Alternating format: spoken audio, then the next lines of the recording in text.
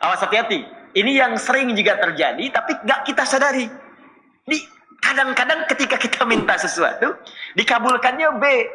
Kata Allah, kalau terjadi seperti itu, jangan berprasangka buruk dulu. Jadi begitu kalimat ini diucapkan, apa yang kita ingin mohonkan, langsung Allah akan kabulkan. Dunianya nikmat, akhiratnya juga nikmat. Dan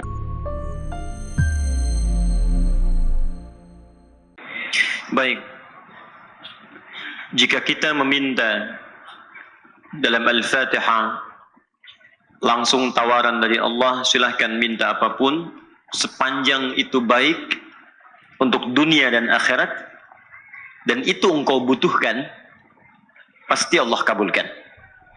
Jadi ingat, itu dua ya aspeknya. Jadi kalau minta itu, yang akan dikabulkan oleh Allah, aspeknya dua. Satu, kebutuhan, bukan keinginan. Lihat ya, saya ulang, kebutuhan bukan keinginan. Kadang-kadang kita meminta, menginginkan sesuatu, Allah menjawab apa yang kita butuhkan, bukan apa yang kita inginkan. Nah, dalam hal ini kadang-kadang terjadi tiga hal. Pertama, jika memang apa yang kita minta itu kita butuhkan, maka seketika akan dikabulkan. Yang kedua, boleh jadi yang kita inginkan itu memang kita butuhkan, tapi bukan saat ini. Nanti mungkin 3 tahun lagi, nanti 2 tahun lagi, nanti setahun lagi. Maka boleh jadi permintaan saat ini ditunda oleh Allah, jawabannya bukan tidak dijawab, tapi dikabulkan saat kita sanggup kemudian menjalani apa yang kita mintakan itu. Ini biasa, Pak. Jangankan kita, para nabi pun begitu. Ya, Nabi Muhammad SAW minta kepada Allah supaya kiblat dialihkan dari Masjid Al-Aqsa ke Ka'bah Al-Musharrafah di Makkah Al-Mukarramah. Apakah seketika saat meminta langsung dikabulkan? Tidak. Ada proses 2 tahun lebih sampai hampir 3 tahun. Baru turun Quran surah kedua ayat 144 itu. Bahkan bahasanya dalam Al-Quran, qad nara taqalluba wajhika fis sama. Kami selalu perhatikan engkau menengadahkan wajahmu ke langit memohon supaya kiblat dialihkan. Ini ternyata tidak ada ruginya berdoa, walaupun dikabulkan 2 tahun kemudian, tapi saat bermohon itu kita sering diperhatikan oleh Allah. Anda diperhatikan oleh guru saja, senang. Diperhatikan oleh pasangan hidup, senang. Anak diperhatikan oleh orang tua, senang. Orang tua diperhatikan oleh anak, senang. Maka siapa yang tidak senang diperhatikan oleh Allah Subhanahu wa ta'ala? Maka jika Anda pengertian terbaliknya, jika Anda ingin selalu diperhatikan oleh Allah, banyak-banyaklah berdoa. Wa qala rabbukum ud'uni astajib lakum. Ya, Rabbu berfirman, minta padaku, aku akan jawab. Tapi kalimatnya menggunakan astajib, bukan ujib. Ya, tolabus syai, bisa berarti jaraknya seketika, bisa berarti masih ada jarak ke depan. Jelas ya? Saya sering analogikan anak Anda usia 5 tahun, minta diberikan motor. Ya, motor tertentu. Anda punya kemampuan membeli, tapi anak itu belum punya kemampuan mengendarai. Ya kan? Baik, apakah akan dibelikan? Tidak. Kalau Anda belikan sekarang, anak itu baru bisa pakai motor 3 tahun lagi. Beli motor sekarang buat 3 tahun, ngapain? Nggak ada manfaatnya. Anda akan belikan motor-motoran dulu. Kok motor-motoran? Kamu baru 5 tahun. Ntar kalau sudah 15 tahun, maka yang motornya satu hilang. Motorannya hilang, jadi motor. Ya. Kalau kamu sudah punya SIM, 25 tahun, 17 tahun, 18 tahun, baru Bapak belikan. Kadang Anda meminta sekarang, dijawab kemudian. Kadang yang ketiga, minta A, keinginan, dijawab oleh Allah B, kebutuhan. Awas, hati-hati. Ini yang sering juga terjadi, tapi nggak kita sadari. Ya Allah, pengen ke Madinah ya Allah, pengen ke Madinah ya Allah. Minta, tiba-tiba yang lulus Madinah Ciputat misalnya, ya masuk UIN misal, ya. Ya Allah, ITB ya Allah, ITB, tiba-tiba masuknya ke IPB misalnya, ya. Ya Allah, Unpad, ya Allah, Unpad, tiba-tiba masuknya ke Undip, ya, Undip, misal. Jadi kadang-kadang ketika kita minta sesuatu, dikabulkannya B. Kata Allah, kalau terjadi seperti itu, jangan berprasangka buruk dulu. Quran surah kedua ayat 216. Kutiba alaikumul qitalu wa huwa kurhul lakum. Perangi perasaan kita. Ya, jangan berprasangka buruk, perangi dulu.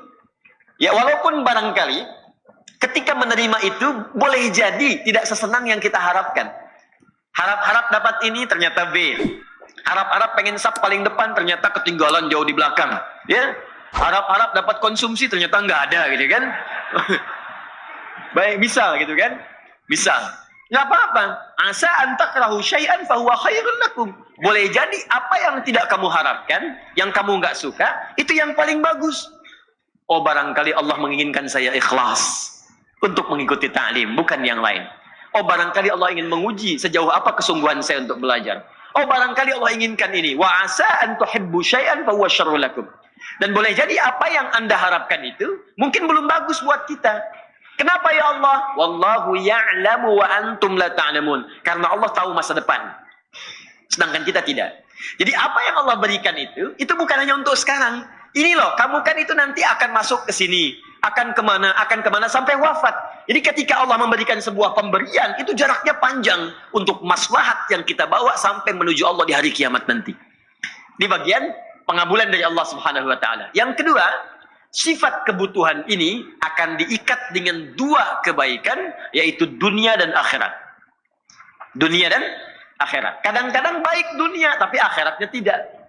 Ya Allah, saya pengen motor, ya Allah, bagus untuk dunia.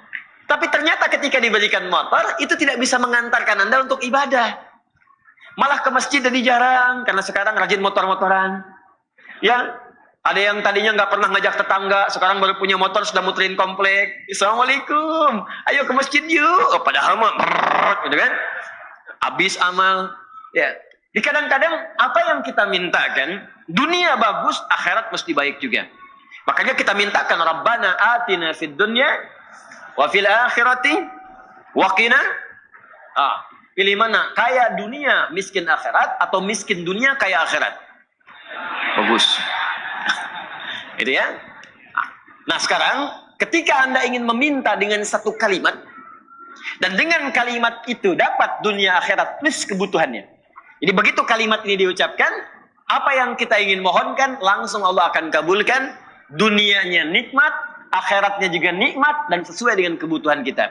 Kalimat itu yang kita pelajari, yang disampaikan oleh Allah, dibacakan 17 kali dalam sehari dengan kalimat ihdinas siratal mustaqim. Kita sampaikan di pertemuan lalu, ihdina itu bukan sekedar tunjukkan. Ya, berasal dari kata hudan. Ya Allah, berikan kami hudan dengan cara yang paling mudah, ke jalan yang lurus. Hudan ada banyak makna. Satu, kemudahan untuk beribadah. Saya ulang, kemudahan untuk ibadah. Dalilnya diantaranya Quran surah kedua Al-Baqarah ayat 2 sampai dengan 5. Dzalikal kitabu la raiba fi hudan lil muttaqin. Ketika Allah memberikan hudan kepada orang takwa, apa yang menjadikan orang takwa itu ketika dapat hidayah? Kemudian apa yang dia kerjakan?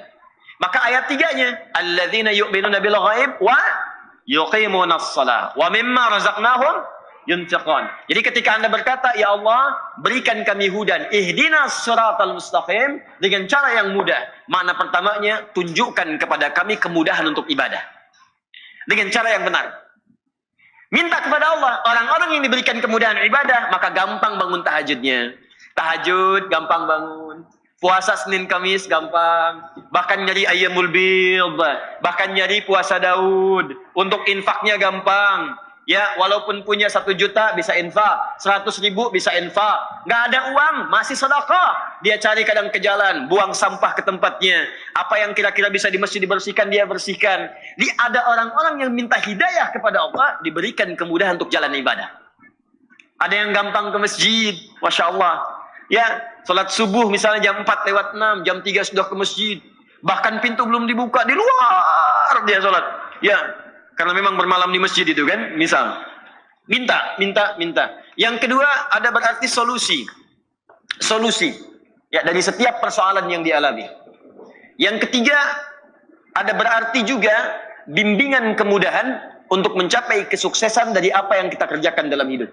Jadi ada solusi, ada kenyamanan, ada bimbingan, ada kemudahan untuk ibadah.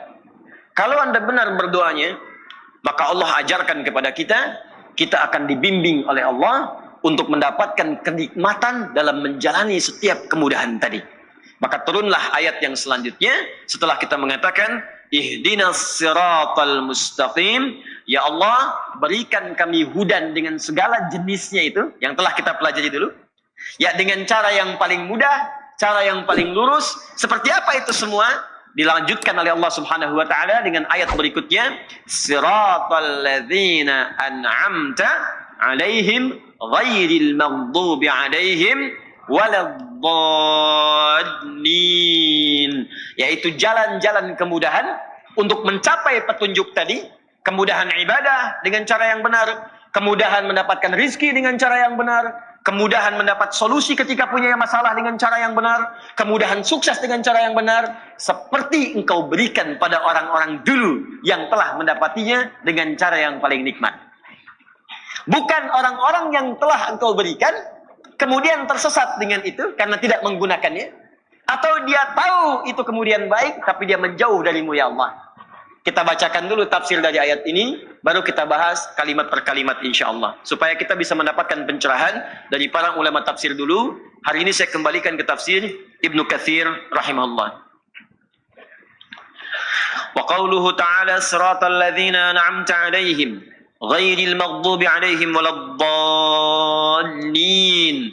Adapun makna firman Allah Subhanahu wa taala yang tadi dibacakan, قد تقدم الحديث فيما إذا قال العبد اهدنا الصراط المستقيم إلى آخرها أن الله يقول هذا لعبدي ولعبدي ما سأل. Seperti telah berlalu penjelasan dari kami ketika seorang hamba dalam salatnya mengucapkan iyyaka na'budu wa iyyaka nasta'in sampai dengan kalimat ihdinas siratal mustaqim, sampai ke akhirnya ihdinas siratal mustaqim, annallaha yaqul, maka Allah menjawab. Ini yang saya pernah sampaikan kepada Anda. Jadi begitu mengucapkan iyyaka na'budu wa iyyaka nasta'in, kemudian ihdinas siratal mustaqim, maka sampaikan keinginan kita dalam jiwa kita. Apa yang sedang kita rasakan. Ya. Kemudian Imam Ibnu Katsir mengatakan, annallaha yaqul, maka Allah akan menjawab, hadza li 'abdi wa li 'abdi ma sa'al. Ini perjanjian aku dengan hambaku, maka apapun yang hambaku mintakan, aku akan berikan. Wa qauluhu ta'ala, setelah kita menyampaikan apa yang kita mohonkan itu, lalu Allah Subhanahu wa taala berfirman, siratal ladzina an'amta 'alaihim, siratal ladzina an'amta 'alaihim mufassirun lis-siratal mustaqim. Ini adalah penjelasan dari kalimat sebelumnya siratal mustaqim. Bismillah. Jadi ada ayat yang ke-6 yang kita bacakan, ihdinas siratal mustaqim. Saya tulis sebentar. Saya agak pelankan sedikit supaya mudah dipahami. Bismillah. Ihdinas siratal mustaqim. Ya. Perhatikan baik-baik. Ya Allah, mohon berikan kami hudan. Dari kata hudan, saya sudah jelaskan pertemuan lalu. Bagi Anda yang tidak mengikuti, lihat lagi tayangan yang telah lalu. Ini maknanya bisa kemudahan ibadah, kesuksesan, solusi, kelapangan, dan segala jenis kebaikan-kebaikan. As-siratal mustaqim, dengan jalan yang lurus, dengan cara yang paling mudah. Jadi kalau ibadah, ya Allah tunjukkan cara ibadah yang benar, yang lurus. Kalau salat, salatnya benar, kan? Kalau kemudian puasa, cara puasanya benar. Kalau zakat, cara zakatnya benar. Kalau haji, cara hajinya benar. Kalau berpakaian, cara berpakaiannya benar, kan? Yang akhwat jilbabnya benar, yang pakai cadar, yang perempuan, yang laki-laki, yang celananya cingkrang, ya kan? Yang berjenggot, yang macam-macam, ditunaikan dengan cara yang benar. Ya, jadi ketika kita minta kepada Allah akan dibimbing dengan cara-cara yang baik. Ini hudan. Nah sekarang fokus, kalau kita minta sukses, sukses dengan cara yang benar. Karena ada orang sukses tapi dengan cara yang tidak benar. Ada yang nyogok, ada yang korupsi, ada yang macam-macam. Jadi kalau ada orang korupsi tapi mengucapkan kalimat ini, itu tandanya imannya nggak sampai ke jiwanya. Dia aneh, ihdinas siratal mustaqim. Ya Allah, tunjukkan kami cara sukses yang benar dengan jalan yang lurus. Habis itu nyogok. Habis itu korupsi. Habis itu nipu. Berarti ada yang salah dalam sholatnya. Ada yang tidak tepat. Ya Allah, berikan solusi dengan cara yang benar. Ada masalah di rumah tangga, minta kepada Allah, maka diberikan solusi dengan cara yang benar. Dituntun kepada guru yang benar, kepada ustadz yang benar, kepada kiai yang benar, minta solusi yang baik, sehingga selesai semua. Nah, yang paling indah, ketika Anda mendapatkan jalan yang benar itu, apa yang dimaksud dengan jalan yang benar? Anda bertanya lagi. Maka diteruskan oleh Allah, yang dimaksud dengan as-sirat ini, jalan yang benar ini, kalau ingin sukses, jalannya mesti benar. Kalau ingin ibadah, jalannya mesti benar. Kalau ingin ada solusi, jalannya mesti benar. Yang dimaksud jalan yang lurus dan benar itu, turunlah kalimat selanjutnya. Siratal ladzina an'amta alaihim. Siratal ladzina an'amta alaihim. Ini poinnya. Maka muncul di ayat yang ketujuh, kata Ibnu Katsir rahimahullah, maka yang dimaksud dengan kalimat siratal ladzina an'amta alaihim mufassirun lis-siratal mustaqim. Mufassirun, kalimat ini, ayat yang ketujuh ini adalah penjelasan dari kalimat sebelumnya, yaitu pada ayat yang keenam, as-siratal mustaqim. Jadi ketika Anda ingin mengatakan dan bertanya, ya Allah, bagaimana saya mendapatkan bimbingan yang lurus untuk ibadah? Ya Allah, bagaimana cara saya mendapatkan bimbingan lurus supaya saya benar dalam mencari rezeki, benar berumah tangga? Maka turun tafsir, penjelasan dari ini. Jadi ini rumus tafsir Quran bil Quran. Di ayat Quran ditafsirkan dengan ayat Quran lagi. Ini tingkat yang paling tinggi. Jadi nanti ada ayat Al-Quran ditafsirkan dengan ayat lagi. Contoh, Al-Qari'ah, Mal-Qari'ah, kemudian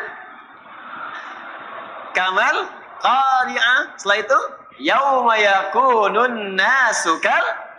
Nah, tafsir dari Al-Qari'ah tadi Yauma yakunun nasu kal farashil mabthus, dan seterusnya ayat. Jadi ada ayat yang ditafsirkan lagi dengan ayat selanjutnya. Jelas? Nah, ada ayat ditafsirkan dengan hadis.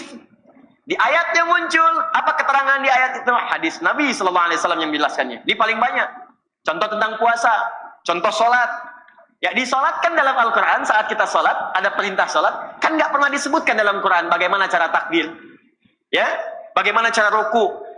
Diperintahkan di Al-Quran kita supaya solat. Al-Baqarah ayat 43, wa aqimus sholat, ayo tunaikan solat. Tapi nggak pernah dirinci di Al-Quran bagaimana cara solatnya. Ya, coba dilihat, ada nggak ayat tentang membimbing kita cara takbir itu angkat tangan sampai sejajar dengan bahu? Ada ayatnya? Silahkan cari sampai kiamat kurang 2 hari, nggak akan ketemu. Karena memang tafsirnya dijelaskan nanti oleh Nabi. Peran Nabi untuk menjelaskan itu semua lewat hadis Nabi SAW. Karena itu ada hadis tentang fikih sholat. Cara bertakbir, cara niat sebelumnya, cara menghadap kiblat, bahkan cara wudhu sampai dengan kita sholat dengan sempurna. Itu Al-Quran ditafsirkan dengan hadis. Kenapa Ustadz? Kok nggak lengkap aja di Quran supaya lebih mudah? Joni, kalau itu saja dilakukan, kapan kita hafal Qurannya? Ya. Maka kalau banyak itu seberat apa mushafnya? Setebal apa Qurannya? Ya, dan apa peran Nabi diutus untuk kita? Bagaimana kemudian kita bisa melakukannya? Kalau dijelaskan di Quran nggak ada contohnya, nirunya bagaimana? Kadang-kadang satu kalimat saja salah paham. Ya, Anda bayangkan dijelaskan tapi nggak ada contohnya, bagaimana mengikutinya? Paham sampai sini? Baik, itu Al-Quran dengan hadis. Ya. Nah, sekarang ini Al-Quran dijelaskan lagi dengan Al-Quran. Siratal mustaqim ditafsirkan siratal ladzina an'amta alaihim. Nanti sebentar saya teruskan dulu baca kitabnya baru kemudian kita jelaskan maknanya. Wa huwa badalun minhu 'inda an-nuhah wa yajuzu an yakuna atfu bayanin wallahu a'lam. Jadi ini dalam ilmu nahwu di kaidah bahasa Arab ini bisa disebut badal atau atfu bayan. Saya jelaskan kaidah dulu bahasa Arabnya. Ini bisa disebut badal atau atfu bayan. Badal artinya keterangan yang menggantikan, menjelaskan secara menyeluruh. Itu badal. Ya, bisa. Yang dimaksud as-sirat ini keterangan menyeluruhnya adalah ini maksudnya. Jelas? Atau atfu bayan, diikutkan pada ataf itu mengikutkan pada kalimat sebelumnya. Jadi hukum menafsirkan ayat ini ikutkan pada kalimat sebelumnya, jangan tafsirkan sendiri. Jadi kalau Anda ingin menafsirkan ayat yang ini, ya kata Ibnu Katsir rahimahullah, maka menafsirkan ayat ini atfun ikutkan pada kalimat sebelumnya. Lihat dulu. Karena itu di ilmu tafsir ada rumus namanya 2L 1S. Ya, 2L 1S, ya.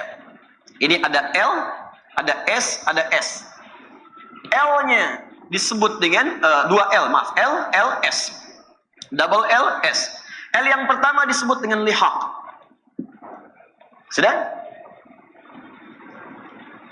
Maaf, 1L 2S, siyak dan sibak. Lihaq, kedua siyak, ketiga sibak. Saya ulang, L, S, S. 1L, 2S. L-nya lihaq. Lihaq itu yang di depannya, yang setelahnya. Misal, Anda ingin menafsirkan ihdinas siratal mustaqim. Apa yang dimaksud ihdinas siratal mustaqim? Maka lihat ayat setelahnya. Jelas? Baik. Sibak. Sibak itu ayat yang sebelumnya. Saya ingin tafsirkan siratal ladzina an'amta 'alaihim, maka lihat ayat sebelumnya. Siyak itu ayat yang sedang kita bahas. Misal, ihdinas siratal mustaqim. Ketika kita ingin menggali makna ayat ini ayat yang sedang kita bahas namanya siyak. Kaitan dengan ayat sebelumnya disebut sibak. Kaitan dengan ayat setelahnya disebut dengan lihaq. Secara singkat, kalau ingin menafsirkan Al-Quran, jangan sembarangan baca satu ayat, langsung Anda pahami maknanya. Tidak. Anda harus memahami dulu kaitan dengan ayat sebelumnya. Al-Baqarah ayat 7. Ingin Anda pahami maknanya. Lihat kaitannya dengan ayat ke-6, ke-5, ke-4, ke-3, ke-2, ke-1 sampai Al-Fatihah. Lihat kaitan dengan setelahnya. Ayat 8, 9 sampai dengan An-Nas. Itu baru kita akan menemukan penafsiran yang sempurna. Paham? Baik. Jadi ketika Anda ingin menafsirkan yang ini, atfun. Ini diikutkan kepada kalimat sebelumnya. Bayanun. Statusnya menjelaskan kalimat yang ini. Secara singkat, paling gampang. Ini ayat menjelaskan ayat sebelumnya. Itu maksudnya. Kalau panjang-panjang kemana, itu maksudnya. Ya. Saya kenapa bahas ilmu nahu dulu, kaidahnya, supaya kita nanti kalau menemukan yang seperti ini, bisa memahaminya dengan baik. Ya, belajar 25 tahun kalau nggak dibahas kan sayang gitu. Baik. Sekarang kita tafsirkan per kalimatnya.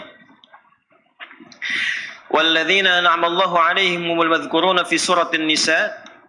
حيث قال تعالى ومن يطع الله ورسوله فأولئك مع الذين أنعم الله عليهم من النبيين والصديقين والشهداء والصالحين وحسن أولئك رفيقا. Sekarang fokus baik-baik. Lihat sini. Saya akan mulai jelaskan tafsirnya dan di sini kita akan mulai serius memahami maknanya.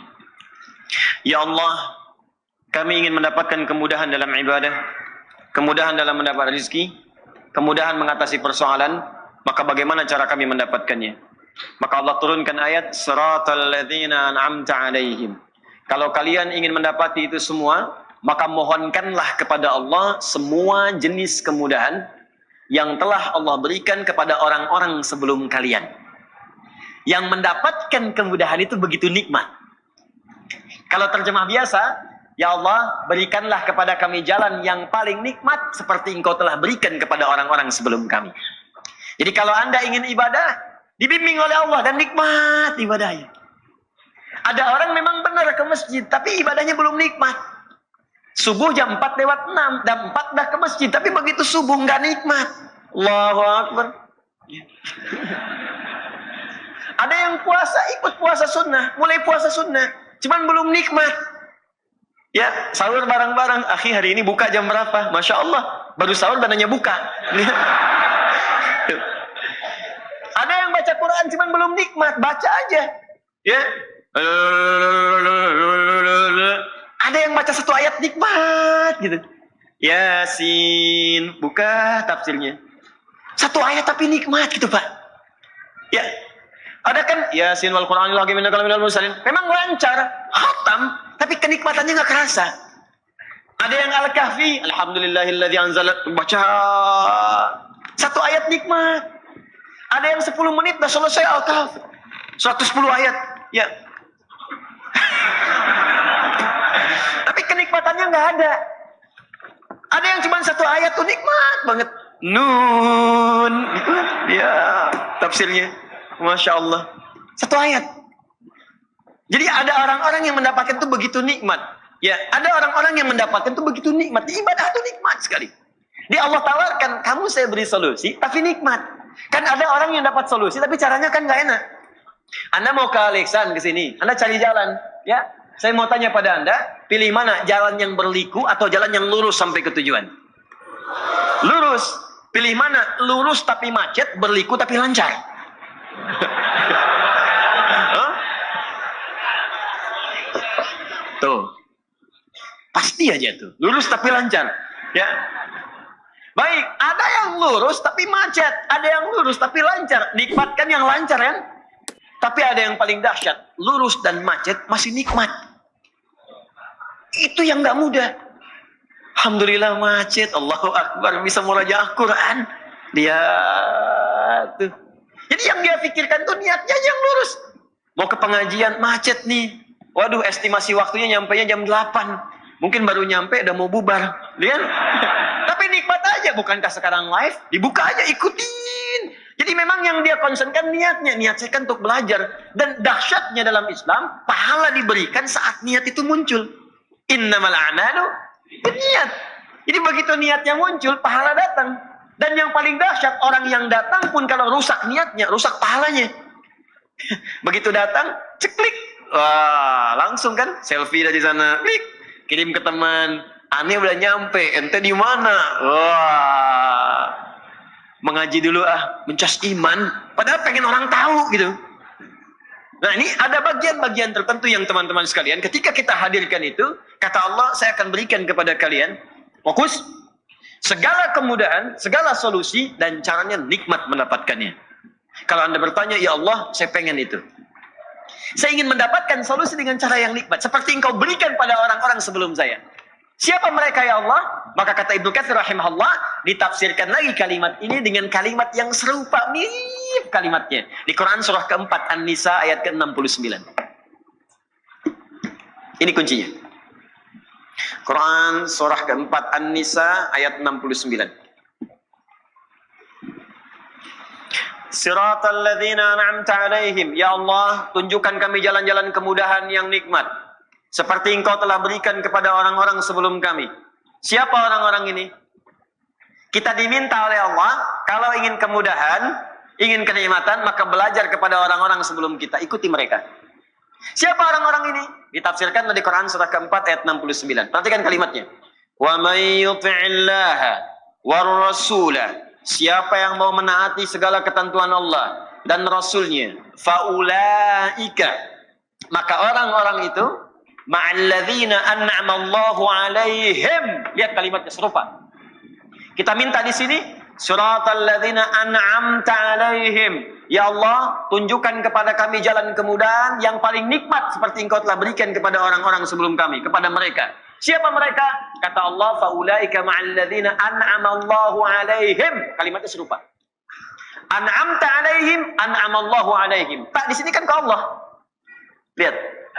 Tak di sini ke Allah. Siratal ladzina an'amta, taknya ke Allah. Ya Allah, berikan kepada kami jalan kemudahan yang engkau berikan. Engkau, tak itu ke Allah. Engkau. Kalau kalimat taknya dibuang, Allahnya muncul. Maka di Quran surah An-Nisa ayat ke-69, taknya dibuang, Allahnya muncul. Faulaika ma'alladzina alladzina an'amallahu 'alaihim. Perhatikan ayatnya. Kalau taknya dibuang, Allahnya muncul. Karena tak yang dimaksudkan di sini ke Allah. Fokus, fokus.